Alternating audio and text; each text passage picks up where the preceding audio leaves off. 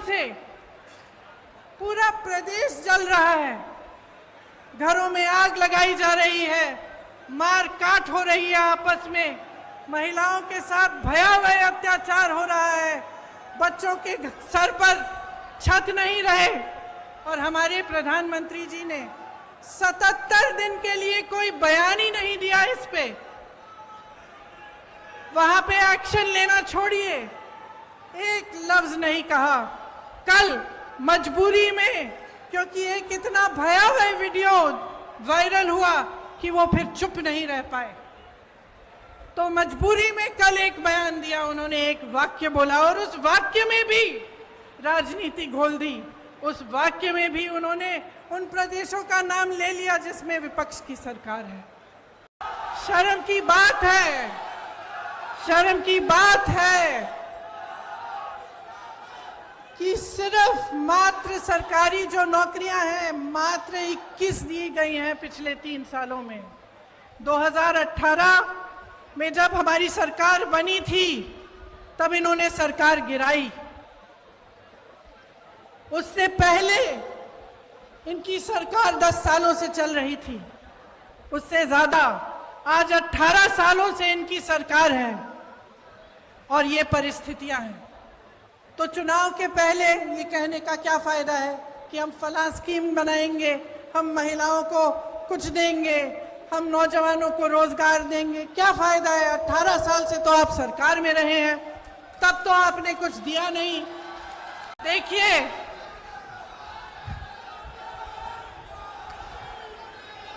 एक बात है, देखिए, 2 बातें।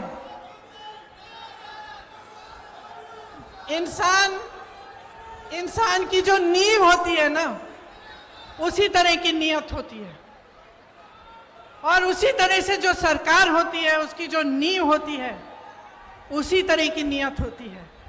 ये जो सरकार इन्होंने हमारी सरकार गिरा के बनाई, इसकी नींव ही गलत थी। पैसों से खरीदी सरकार है। तो इसकी नियत, इसका नतीजा क्या है कि इसकी नियत ही खराब है। शुरू से सिर्फ लूट, सिर्फ घोटाले में ध्यान रहा है। ऊपर से 18 साल से सरकार चली आ रही है।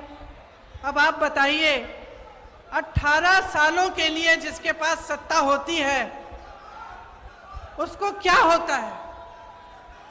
18 सालों से सत्ता में रहने से अहंकार होता ही होता है, और इस कदर होता है कि जो आसपास के अधिकारी होते हैं, जो साथी होते हैं, वो भी सच्चाई नहीं बताते।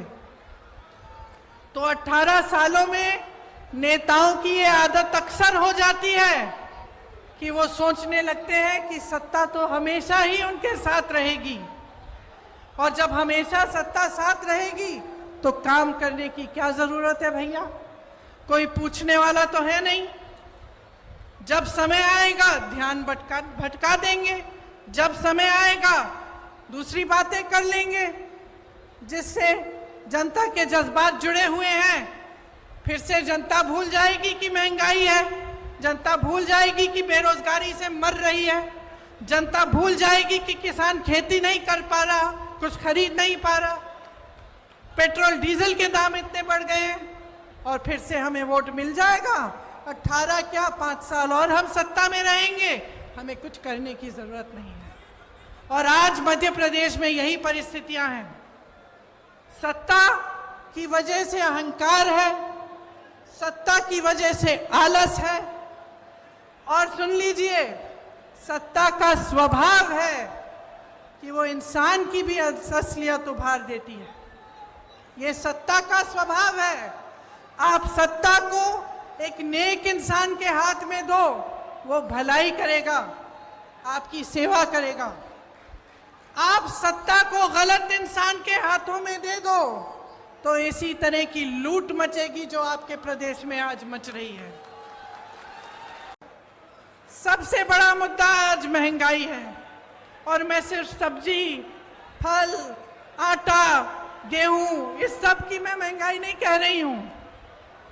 ये तो है ही, जब टमाटर 150 रुपए में आप खरीद नहीं सकते तो ये तो है ही। लेकिन इस महंगाई से किस तरह आपकी कमर तोड़ी जा रही है उसकी बात कर रही हूँ। मैं वो बात कर रही हूँ कि जब घर में इतनी बारिश हो रही है, आजकल छत से कुछ पानी गिर रहा है, आपको मरम्मत करवानी है, वो मरम्मत महंगी हो गई है। आपको किसी के घर जाना है, कुछ ले जाना है उनके लिए, वो खरीदना मुश्किल हो गया है। आपके बच्चों की फीस भरना मुश्किल हो गया है। इतनी बारिश में जो बच्चे स्कूल पाठशाला तक जा रहे हैं, उनके लिए छाता खरीदना मुश्किल हो गया है। आपके पूरे जीवन पर एक बहुत बड़ा बोझ बन गई है ये महंगाई। तो ये सिर्फ टमाटर के भाव की बात नहीं है, ये बात आपके जीवन की है कि किस तरह आप गुजारा कर पा रहे हैं, मैं समझ नहीं पा रही हूं। मेरी बहनें यहां बैठी हैं, सबसे बड़ा बोझ इन पर है। समाज का बोझ, महंगाई का बोझ मेरी बहनें उठाती हैं सबसे ज्यादा। आज रसोई के लिए सामान खरीदना है, तेल खरीदनी है, वो भी नहीं मिलती। गैस का सिलेंडर मिलता तो था, उसमें गैस भरना ही मुश्किल हो गया है। आज आपको खरीदने जाना है तो 1000 रुपए से कम नहीं मिल रहा। बच्चों की परवरिश कैसे होगी? सुबह उठ के आप अगले दिन का सामना कैसे करते हैं? कोई बीमार पड़ जाता है तो घबराहट उनकी भी होती है और इस बात की भी होती है कि मैं दवाई कहाँ से खरीद के लाऊं। घर पे बीमार पड़ा है, लेकिन दुकान जाकर इतनी महंगाई है कि दवाई ही नहीं मिलेगी, मैं क्या करूं? आज ये है आपकी परिस्थितियां। तो इस बीच मुझे उचित नहीं लगता कि यहां आकर मैं फिजूल की बातें करूं, मैं दूसरों की बार बार आलोचना करती रहूं। मुझे ये उचित लगता है कि हर चुनाव में, हर प्रदेश में, हर गांव में, हर मोहल्ले में जब कोई नेता जाता है तो उसे जनता के मुद्दों पर बात करना पड़ेगा। उसको बताना पड़ेगा कि ये महंगाई क्यों है, कि महंगाई के साथ साथ इतनी बेरोजगारी क्यों है। तो मैं आपसे पूछना चाहती हूं कि ये जन आक्रोश लिखा है, ये जन आक्रोश किस बात का? ये जन आक्रोश आपके ही मुद्दों पर है कि नहीं है? और यहां खड़े होकर मैं भी इस 30 मिनट के भाषण में 10 मिनट प्रधानमंत्री जी की आलोचना कर सकती हूं। 10 मिनट के लिए मैं ये कह सकती हूं कि कितनी घोषणाएं, नकली घोषणाएं की, कितने घोटाले किए, कितने नाटक करते हैं शिवराज जी। और मैं 10 मिनट के लिए सिंधिया जी के बारे में भी बोल सकती हूं कि किस तरह से अचानक उनकी विचारधारा ही पलट गई। लेकिन आज मैं यहां आपका ध्यान भटकाने के लिए नहीं आई हूं, मैं आपके मुद्दों पर बात करने आई हूं। और आज जो सबसे बड़ा मुद्दा है आपका, मैं जानती हूं क्या है। महंगाई का मुद्दा है।